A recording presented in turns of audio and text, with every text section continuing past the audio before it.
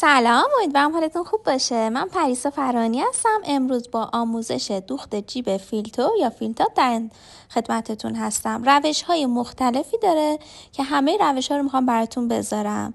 اولین روش این روش هستش که حالا به اندازه که دهانه جیب میخواید باز باشه اینو الگو در نظر میگیرین که حالا حدوداً معمولاً بین 12 تا 14 سانته. برای خانوما حدود 12-13 سانت بگیرین کافیه. ارتفاعش هم به اندازه 2.5 تا 3 سانت میتونین در نظر بگیرین. همه اینا سلیقه‌ایه، میتونه اندازه‌اش یه مقدار کمتر باشه یا یه مقدار بیشتر باشه.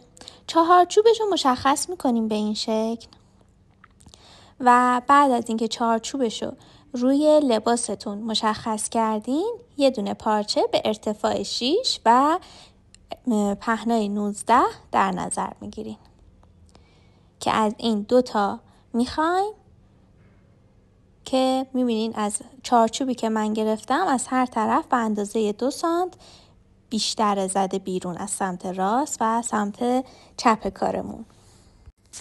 وسط کارمون رو پیدا میکنیم به این شکل و خط دوختمون رو مشخص میکنیم. حالا چرا میدوزیم؟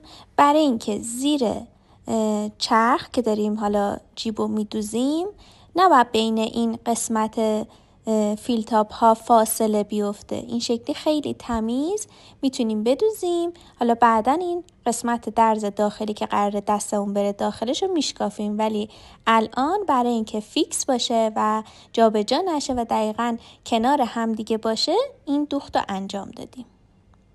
خب این میشه چارچوب جیب ما که حالا وسطش رو مشخص میکنم اندازه‌ای که نیاز دارم و به اندازه همونی که روی لباستون مشخص کردین روی این قسمت دهانه جیبم که میخوایم بدوزیم با گچ یا صابون مشخص میکنین.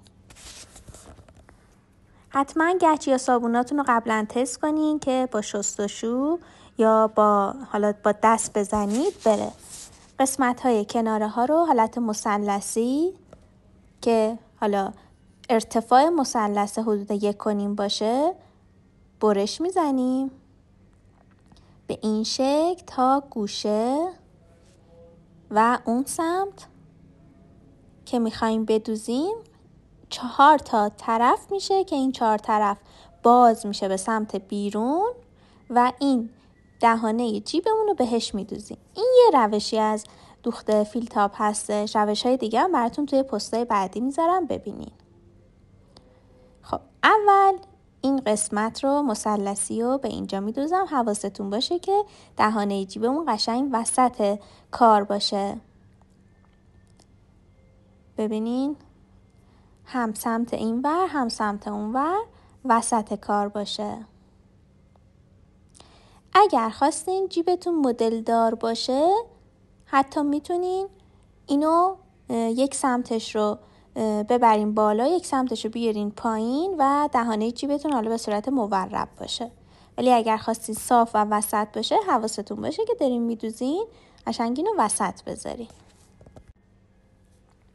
خب یک طرفش رو دوختیم، طرف دیگه هم مثلثی رو میاریم دقیقاً توی این چارچوب و چرخش میکنین. خیلی حواستون باشه که موقع دوختش نه خیلی بیرون باشه نه خیلی داخل باشه، دقیقاً سر جای اون قسمتی که خط کشی کردیم. حالا قسمت بالا و پایین هم باید بدوزیم. خیلی راحته ولی نیاز به تمرین داره. روی پارچه های بی خود امتحان کنین، چندین بار بدوزین، دستتون اومد بعد روی پارچه اصلی اینو اجرا کنین. یک جیب خیلی خوشگل و زیبا و تمیز میتونین با این روش بدوزین. روش‌های دیگه هم براتون تو آموزش‌های بعدی میذارم، حتما ببینین.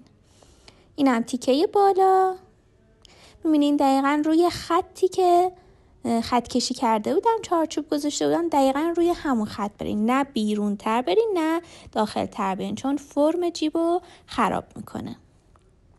سمت دیگه هم همینطور قشنگ تا میزنین، دوختتون رو انجام میدین و به این شکل کار دوخته میشه. یه اتوی خوب میزنین بعد از اینکه اتو زدیم میریم سراغ کیسه جیب. این میشه جیبمون. اینم قسمت پشتش، نخهای اضافه رو قطع میکنین. یک کیسه جیب میخوایم که حالا ارتفاع سنیقه، حالا حداقلش باید اندازه ارتفاع طول دستتون باشه. تیکه بالاش که قراره حالا دهانه جیب باز بشه و ممکنه دیده بشه، از جنس خود پارچه لباستون در بیارین به این شکل و بقیهش که حالا میاد پایین و مشخص نمیشه میتونین از جنس آستری یا پارچه نازک دیگه اینو در بیارین. تیکه بالاش رو به اون تیکه دهانه جیب میدوزیم، تیکه پایینش هم به دهانه جیب پایینی میدوزیم کیسه جیبو و قسمت دور تا دورش رو چرخ میکنید و سردوز میکنین. این قسمت هم که دوخت رفتیم، حالا که کامل شد دیگه اینو میشکافیم و بازش میکنیم. حواستون باشه که دوخت اولیه دوخته با شماره بالا باشه، مثلا با 3 بدوزین که راحت بتونین اینو بشکافین، اذیتتون نکنه. میبینین کنار هم دیگه این فیل تابو قرار گرفته و وقتی دستمون رو میذاریم روش پارچه خود لباس رو میبینیم.